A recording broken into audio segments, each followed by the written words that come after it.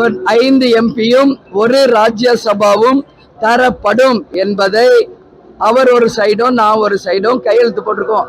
எந்த வருஷம் போட்டிருக்கோம்? மேல பாருங்க, 24 போட்டிருக்காரு. அப்ப 25 அவர் கொடுத்திருக்கணும். கடந்த 2024ஆம் ஆண்டு நாடாளுமன்ற தேர்தலின் போது தேமுதிகவிற்கு ஒரு மாநிலங்களவை உறுப்பினர் சீட்டு தருவதாக எடப்பாடி பழனிசாமி உறுதியளித்து பின்னர் ஏமாற்றிவிட்டதாக தேமுதிக பொதுச் செயலாளர் பிரேமலதா விஜயகாந்த் செய்தியாளர் சந்திப்பில் தெரிவித்துள்ளார். இந்த மாதிரி பேசக்கூடாது. அவர் சொல்றாரு 1/2% ஓட்டு. அதே மாதிரி ஏன் உங்களுக்கு என்ன வயிறு எரியுதுன்ற, அங்க வயிறு எரியுற அந்த கருகிற ஸ்மெல் தமிழ்நாடு முழுக்க இன்னைக்கு வாசனை வருது. அவ்வளோ கருகுறாங்க, அவ்வளோ வயிற்றுச்சல். உங்க கூட தானே இருந்தோம். 2011 இருந்து 26 வரைக்கும் யார் கூட்டணியில இருந்தோம்? புரியுதுங்களா? அவங்க கூட்டணியில ஒரு முதலமைச்சர் வேட்பாளருக்கு இது அழகல்ல. இது நிச்சயமாக கண்டிக்கக்கூடிய ஒரு விஷயம். ஒரே நிமிஷங்க, அவர் கையெழுத்து போட்டதே இப்ப அண்ணாமலையார் உண்ணாமலை அம்மன் கோயில்ல இது வரைக்கும் நான் காமிச்சதே கிடையாது. புரியுதா?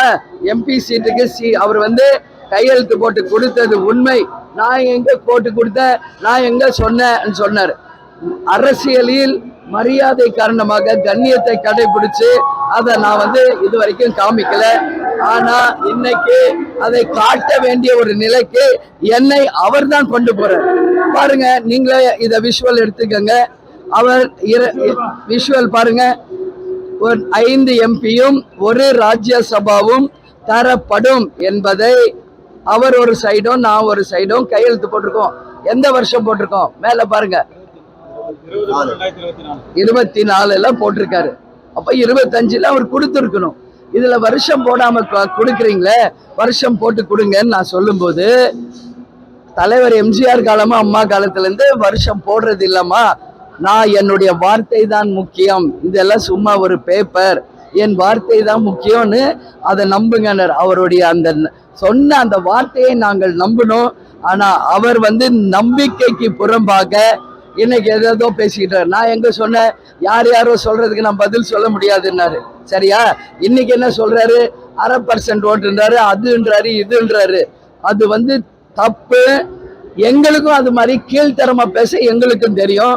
ஆனா நாங்க அண்ணா அவர்கள் சொன்னது போல கடமை, கண்ணியம், கட்டுப்பாடு, எங்க கேப்டன் எங்களுக்கு சொன்னது போல அந்த மரியாதையோட அரசியலை மரியாதையோட நாங்க நடத்தணும்னு நினைக்கிறோம். அதனால ஐசியூல இருந்த கட்சிங்கிறாரு. பக்கத்துல விஜயபாஸ்கர் அமைச்சரை வச்சுக்கிட்டு பேசுறாரு. அமைச்சருக்கு தெரியுங்கிறாரு. இவர் தான் சொல்றாரு, அமைச்சரை இருகின முகத்தோட தான் இருக்கார். இன்னைக்கு அதிமுக இருக்கிற அமைச்சர்களில் இருந்து கடைகோடி தொண்டர் வரைக்கும் அதிமுகவினரே இன்றைக்கு நாங்க கூட்டணியிலிருந்து வெளியே வந்ததை யாரும் ஏற்றுக்கொள்ளவில்லை. எடப்பாடி செய்தது தவறு என்பதை அனைத்து அதிமுகவினரும் சுட்டி காட்டிட்டு இருக்காங்க. நிச்சயமாக அவர் பேசுகிற அத்தனைக்கும் மே 4ஆம் தேதி வருகின்ற ரிசல்ட் தான் அதற்கான பதில் என்பதை சொல்றேன். அதனால ஐசியூங்கிறாரு. மே 4 ரிசல்ட்டுக்கு அப்புறம் அவர் ஐசியூக்கு போகாம இருக்கணும் அப்படின்னு சொல்லி நான் கடவுளை வேண்டிக்கிறேன்.